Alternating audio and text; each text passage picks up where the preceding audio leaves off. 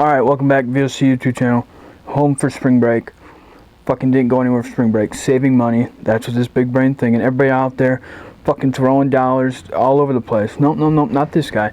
Big fucking brain. Staying home. Saving money. Fucking relaxing. Having a vacation. In my mind it's sunny and 75. That's just how I work. Fucking grinding videos. Didn't make the video yesterday. Fucking bang bang. Around the time I was gonna make the video, bang bang. Fucking shit started flying in NFL news. So I was like, okay, I'll let it cool down. Fucking bang bang, more news today. So NFL Tuesday video on a Wednesday. Fucking vacation. This is how I do it, okay? Still working, still grinding. This life is not easy. Let's jump into it.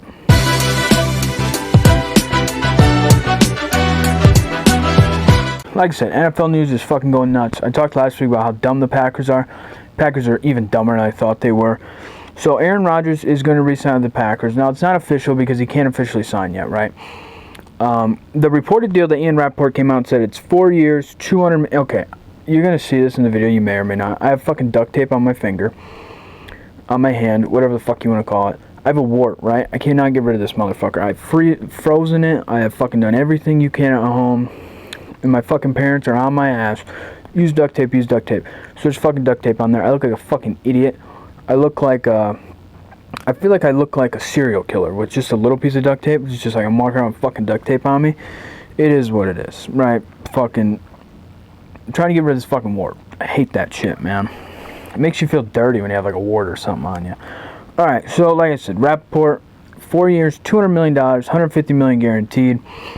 Like I said, deal's not signed yet. He's going back. And then, okay, so Pat McAfee comes on in his show. The news kind of broke around that time yesterday of McAfee's show of McAfee saying the money's not true with what's going out there. That's not the dollar amount. So McAfee is kind of making fun of Rappaport, blah, blah, blah. It was kind of funny, but it's one of those where clearly McAfee's source is Rodgers. And Rodgers tell him, look, that's not the money amount. That's not what it is. You know, it's a very cap-friendly deal, blah, blah, blah, blah, blah. Look, I get where Pat's coming from. He's got to stay friends with Rodgers. He's got to do what kind of Rodgers is... He's got to believe what Rodgers tells him because of the fact that he wants to keep getting Aaron Rodgers on. That's a big guess for him throughout the NFL season, throughout the year. So Pat's going to say whatever Rodgers tells him. But at the end of the day, Aaron Rodgers was not going back to the Packers unless they were willing to pay him $50 million a year almost, right?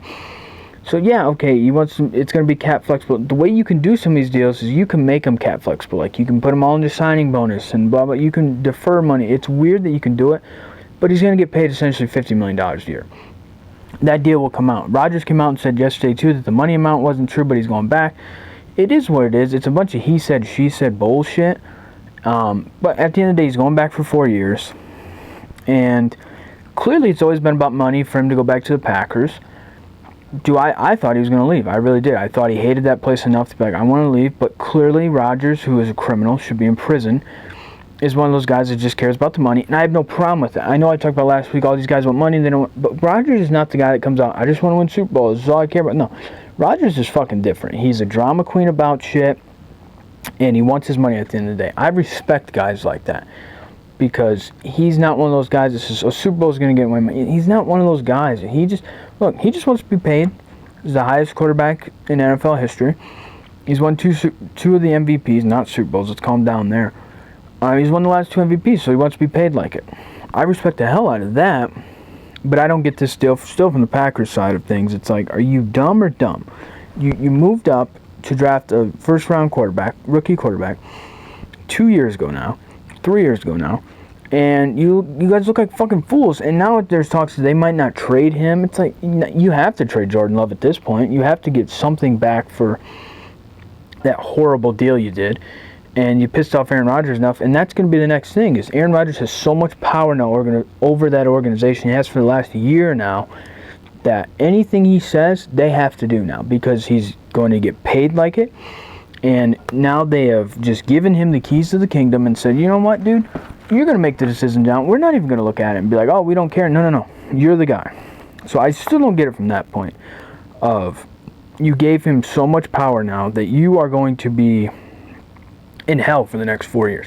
Because what if he wakes up, in 3 weeks and goes, you guys want to do this, I don't feel like that. He can just continue to make their life a living hell. That's why, like, a deal like this, it made no sense to me. You could have started fresh, traded him, started fresh with Jordan Love, got a cheaper deal. You could have brought in way more pieces. You wouldn't have to worry about fixing money and all that. And I mean, it is what it is, but that's just how they want to do. They look at it as, look at what he's done, 2-time MVP, back-to-back MVPs, won 4. It's like, I get all that, but at the end of the day, he's won 1 Super Bowl. That was 12 years ago. Have you gotten better since then? No, it's the same old bullshit. In my opinion, I would have just started over, give Jordan Love a chance. If he struggles, he might struggle. Rodger struggled his first year starting too. But give him a chance. You could have been cheaper. You win normally with rookie quarterback deals, cheaper deals. It is what it is. Do I now have to fucking watch Aaron Rodgers for the next 4 years beat the Bears ass? Yeah, it sucks. But look, at the end of the day, he got paid. He's going to get paid, and the Packers are pussies for the way they handled this. But it is what it is. It is what it is. This is how teams work. Some teams are just so scared of not being relevant for a year, which that's how the Packers are, that they'll do anything to just stay on top to be talked about. So it is. Overall, terrible deal in my opinion. Russell Wilson traded to the Broncos. Rodgers' deal came out. And then, like, a couple hours later, the Russell Wilson thing happened. It was the funniest thing ever. It was like Rodgers had the day, and then Russell Wilson was like, I'll take this from you. So it goes to the Broncos. Denver gets Russell Wilson and a 4th-round pick. And the Seahawks get Drew Lock, which is just a throwaway just to get him out of Denver. Basically just so Russell Wilson can have number 3 for a jersey. Noah Fant, tight end. I mean, he's a pretty good young tight end. Shelby Harris, defensive lineman, pretty good defensive lineman. 2 first-round picks, 2 second-round picks, and a 5th-round pick. I like this deal for both sides. The Seahawks need to rebuild. They just need to strap it all down and just kind of rebuild things and figure some stuff out. Because they weren't going anywhere. They haven't drafted well. Pete Carroll's 70, so it's one of those things where it's like, you just kind of need to restrap it and just start over fresh. And then for the Broncos and Russell Wilson, like, look, Russ gets what he deserves. A good young core, a good young defense, and it's one of those things, yeah, he's going into a tough division where it's Mahomes, Herbert, and Carr, but look, Russell Wilson is a competitor. He's played in the toughest division in the NFL the last couple years, and he's done very well, other than this year. So it's like, look, this guy's a competitor. This guy is a competitor. He wants to win, and he'll do whatever it takes to win. So I love the deal. I think Russ has a legitimate shot of winning a Super Bowl just because he wants it so bad. He's going to work his ass off to get it, and you give him the weapons that he has there. I like it a lot for the Broncos. It's one of those things that it was coming. Like the Seahawks said, we're not going to we're not going to trade him. They were quietly trading him the entire time. And for the Broncos, it sounds like they've been working on this for a while, and the Aaron Rodgers thing had nothing to do with it, but that had something to do with it. So I think once they found out yesterday that Rodgers was off the market, they said, look, we want Russell Wilson as well, so we'll get out and get that deal done. There's reports that the Commanders offered 3 first-round picks and all this stuff. Look, Denver has needed a quarterback since Peyton Manning. They've had players. They just haven't had their quarterback. They now have their quarterback. So we'll see how it works. I think it's going to work fairly well for both sides, the Seahawks and the Broncos. And this makes the Broncos legitimate Super Bowl contenders. Fix up a few other things. Fucking Von Miller, Instagram talking about he might come back. This shit's nuts right now. It's one of those things that you knew the Broncos were gearing up for something, getting the picks that they had and the things. And some people say they gave up too much. I don't think so. You got a great quarterback who I think is 33, 34-ish. Easily he could play 8 more years. And he's kind of been pent up with the Seahawks for so long that he really hasn't had a legitimate shot of winning since his first couple years in the league. Now you give him that legitimate shot, I think he's going to do well with it. Some other news, Bobby Wagner was also released from Seahawks. Look, they're just kind of restarting over. Like I said, the Jamal Adams trade made them look like idiots. He's stuck on their roster. Christian McCaffrey could be on the trade block potentially with the Panthers. If I'm the Panthers, I trade him. I don't trust paying a running back a shit ton of money like they did. Devontae Adams was franchised by the Packers. Rodger signs. Devontae Adams is franchised. Mike Williams resigns with the Chargers for 3 years, $60 million, $40 million guaranteed. essentially it was cheaper for the Chargers just to sign him long-term cap-wise than to franchise him because they have the most cap in the NFL. Jesse Bates is tagged by the Bengals. Good for the Bengals to get him for another year. But you have to re-sign him. He's like kind of the heart and soul of their defense back end. And then today, the big news. Carson Wentz traded to the Commanders for 2 third-round picks to the Colts. Look, the Colts, this is how I think NFL teams should work. They didn't have a quarterback. They went out and got one who they thought was going to be it. He wasn't good enough for them. They missed the playoffs, and they didn't sit around like, oh, we might do this. No, they fucking said, boom, we have a problem at quarterback. Let's fix it. Let's get rid of him and find somebody new. That's what they did. I respect the fuck out of the Colts for that. Yeah, they gave up a first-round pick, essentially, for Carson Wentz. But you know what? They got a year out of it. It was one of those things where if it worked, they looked like fucking geniuses. If it didn't work, they looked like dumbasses. But at the end of the day, I think it did work out for them because they found out what they had. They didn't have much, and then you got to move them. It wasn't like you're sitting on a product. Like, they got them, moved them. The fucking football Washington commit, whatever the fuck you want to call them now, they're so much more desperate than the Colts are that they called about Patrick Mahomes. Like, that's how desperate and dumb that they were thinking. So they get a quarterback now who they could believe be it. And now he goes back to play the Eagles twice. That'll probably be fun for him to fucking try and beat up on the Eagles. But it's one of those things where some of these teams are so desperate for quarterbacks, like Washington, that they'll do anything to get one. And that's what they did. 2 third-round picks to the Colts. I think it's a good deal for them. And look, you tried it, didn't work, move on. That's what I think more teams should do. I think some teams sit on people too long and they don't want to realize that they made mistakes. That's not how the Colts work. They're very smart, and they look at it and go, okay, now we're on the quarterback market. Where can we go? I think Jimmy G is a very high commodity. Whoever figures out the Deshaun Watson situation, he's a high commodity. There's guys out there that are going to be looked at as a high commodity just because this draft class, people don't like it as much for quarterbacks. And Rodgers and Wilson are already gone. So this shit's going to start working out faster and faster. So it'll be interesting to see. All right, the last thing I want to talk about is, I think it's echoing down here. I have no clue. The Calvin Ridley situation, suspended a whole year for betting $1,500 on NFL games, parlay bets in the state of Florida. He was not playing during the time of doing the bets, and he was not with the team when he did the bets. So the NFL kind of investigated and said he's just, suspend him. Look, the NFL doesn't want players betting. This is like, they have so many seminars, and they talk about it all the time. They have for years. Do not bet on games. We do not want you to bet on games. It's legal. It's illegal as an NFL player to bet on NFL games. You could lose your career, seasons, right? So essentially, Calvin Ridley bet $1,500 and will lose $1 million because he won't play next year. The part I love about it is that Calvin Ridley did not shut up on Twitter about it. He was like, I bet $1,500, you know me. Like, he just kept tweeting. And the more he tweeted, I was like, I fucking love this guy. Like, this guy gives no fucks, has the biggest balls ever, and essentially is saying, you know what, fuck this. Fuck the NFL. I don't really care about football that much. And it's one of those, like, yeah, I bet on a couple games. You guys want to be dicks about it.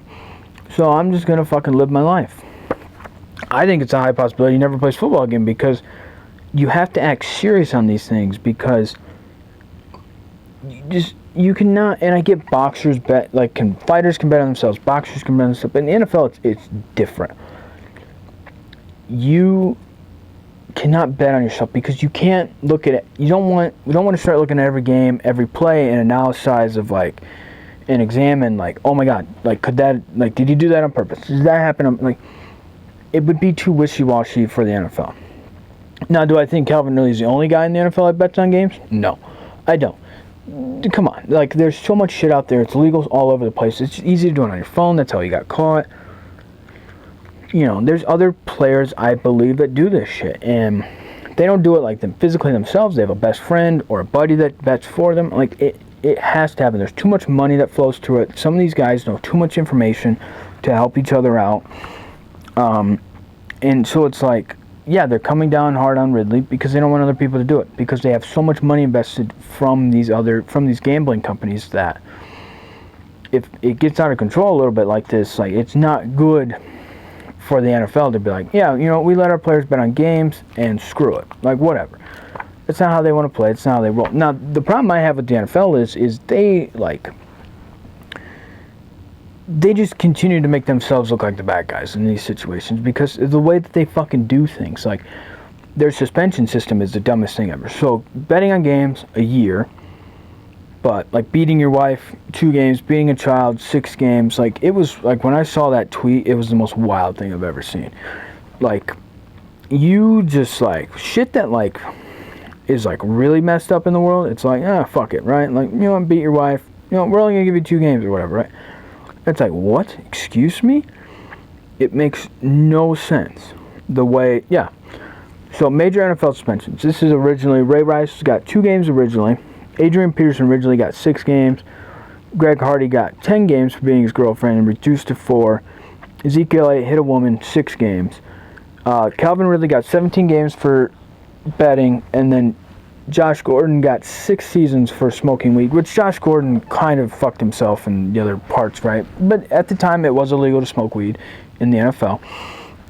But it's like, the NFL just does not make themselves look better for shit like this. Like, I get it, suspend the guy, do it a year, but if you're going to suspend a guy for gambling on games for a year, you have to look into other fucking problems you have in the NFL and how you suspend guys. Hopefully this is one of those things where the NFL looks like, look, we suspended him for a year, maybe let's fucking figure some other things out. I don't know, but at the end of the day, if you're arguing for NFL players to bet on games, then you can suffer every week, and you'd still be the same people that sit there and go, oh my God, look at that play, did that on purpose. Like, it would just be too much stress and too much involved. And we'd look at football completely different if we let these players bet on games. And I get, oh yeah, we let them, you know, they can only bet on themselves to win. Still, there's friends in the league. It would just, like, the inside information these guys have, their betting records would be 1,000 times better than everybody else, and it would not be good for the gambling industry. So, look, I get it. You could bullshit, right? But it's one of those things that you gotta walk a fine line with it, and it's a rule in the NFL. If you bet on games, you can't. Don't bet on games. So it is what it is. That's pretty much gonna do it for today's episode. There's a lot of shit going on right in the NFL. It's heating up. Free agency, I think, is next week. Dominoes have started to fall. More stories are going to come out. More information is going to come out. It's going to get even wilder. Shit's happening so fast that it's crazy, and it's only going to get crazier. Combine was this weekend. You know, fucking crazy shit happened there. Look, it's a fucking workout in shorts and tights. Crazy shit's going to happen. Fucking, I think that we forget that these fucking players are the most athletic people on the planet, and some of the shit that they do should not amaze us. That does amaze us. It is what it is. I'm going to do a video, I think, about baseball, basketball, sometime in the next 2 days. Going to get that out as I'm still on vacation because I'm always working. It feels like this life is not easy. That's going to do it for today's video. Thanks for watching.